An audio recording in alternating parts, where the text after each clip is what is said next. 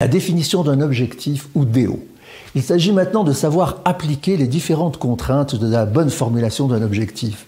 Ces contraintes sont connues, elles sont en nombre de 6 dans une version standardisée et elles peuvent être quasiment illimitées dans une version approfondie. Voici ces contraintes ou critères. L'objectif doit être formulé de façon grammaticalement positive.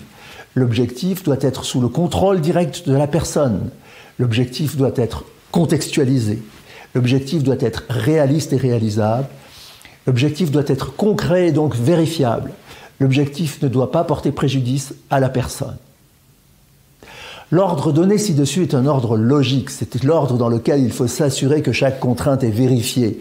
Ceci dit, lorsque vous aurez de l'expérience, vous verrez que cet ordre n'a pas autant d'importance que cela et qu'il est possible de faire les choses dans un ordre complètement différent. Il est aussi important de savoir que chaque contrainte peut venir modifier la formulation de l'objectif et va nécessiter de vérifier à nouveau des critères qui ont déjà été vérifiés avec l'ancienne formulation. L'objectif doit être formulé de façon grammaticalement positive. L'objectif doit donc être formulé de façon positive comme quelque chose à atteindre ou un savoir-faire à acquérir ou une réalisation à accomplir. Par contre, toute formulation négative ne sera pas valable, comme arrêter de fumer, perdre du poids, cesser d'être timide, ne plus avoir peur de conduire, etc. Ici, la grande difficulté va être de ne pas laisser passer des objectifs comme arrêter de fumer, qui va être considéré comme quelque chose de positif pour la personne, en tout cas de positif pour sa santé. C'est tout à fait louable de vouloir arrêter de fumer, mais cela ne peut pas être considéré comme un objectif valide. Il faudra davantage diriger la personne vers qu'est-ce que arrêter de fumer va lui permettre de faire, de réaliser, d'atteindre ou d'obtenir. On dit souvent que la négation n'existe pas dans la nature, ou bien que l'absence n'existe pas réellement, qu'elle ne peut se percevoir que par comparaison à la présence. Donc l'absence de quelque chose nécessite de la faire venir à l'esprit pour pouvoir imaginer son absence. L'objectif doit être sous le contrôle direct de la personne. Cette contrainte-là est sans doute la plus compliquée à résoudre. Cela veut dire qu'atteindre l'objectif ne doit impliquer que la personne elle-même et non pas quelqu'un d'autre dans son entourage, sa famille ou autre. Autrement dit, cela ne doit dépendre que de la personne.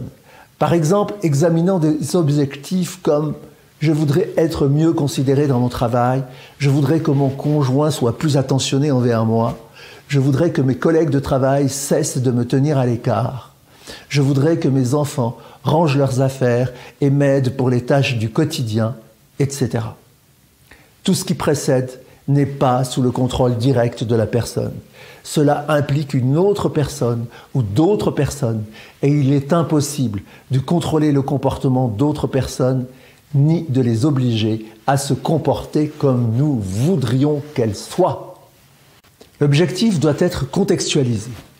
Lorsque les personnes viennent consulter, elles présentent souvent leurs problèmes comme étant généralement applicables à chaque instant de leur vie et toujours présents avec elles. Prenons l'exemple d'une personne qui viendrait consulter pour sa timidité. Elle va sûrement dire quelque chose comme « je suis timide », comme si elle était caractérisée par la timidité, comme si la timidité faisait partie de son identité. En général, il ne suffit que de quelques questions pour se rendre compte que cette timidité survient et s'applique uniquement dans des contextes très précis. Par exemple, dans le contexte de la séduction, de la rencontre avec un ou une partenaire potentielle. De la même manière, cette personne peut souvent être en contact avec des figures d'autorité, des gens très importants, avec lesquels il vaut peut-être mieux se montrer quelque peu timide et réservé. Donc enlever toute timidité dans tous les contextes pourrait réserver quelques surprises si on se laisse aller à de la familiarité avec certains responsables ou supérieurs hiérarchiques dans une organisation. Il est donc indispensable de cerner précisément dans quel ou quel contexte il est nécessaire d'atteindre l'objectif de changement. L'objectif doit être réaliste et réalisable. Vouloir préparer un semi-marathon en 3 mois pour quelqu'un qui n'a jamais été coureur de fond est totalement irréaliste.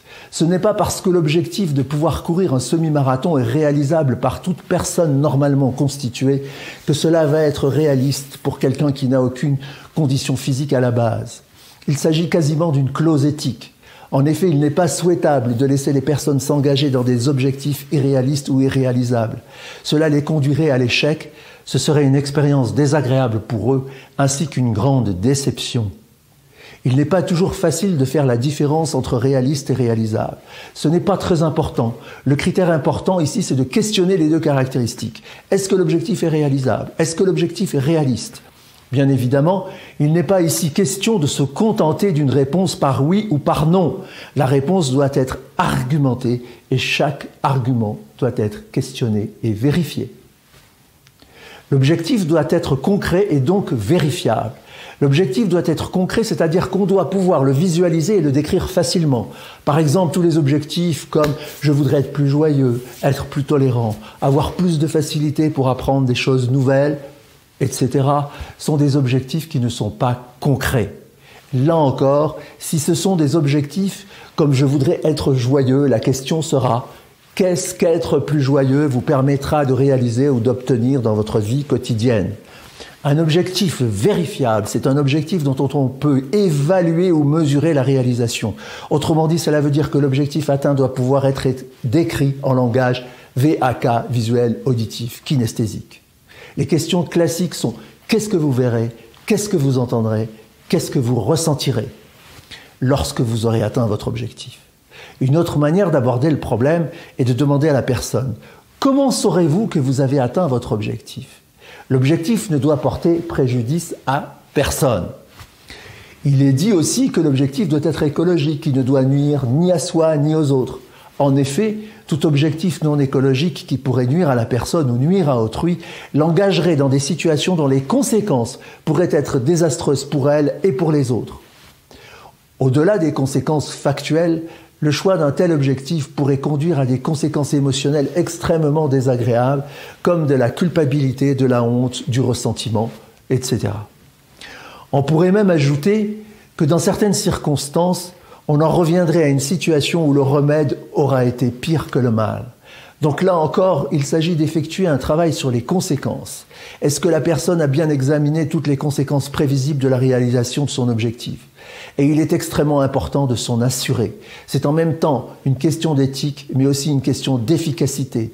Donc dans les faits, une question de conscience professionnelle.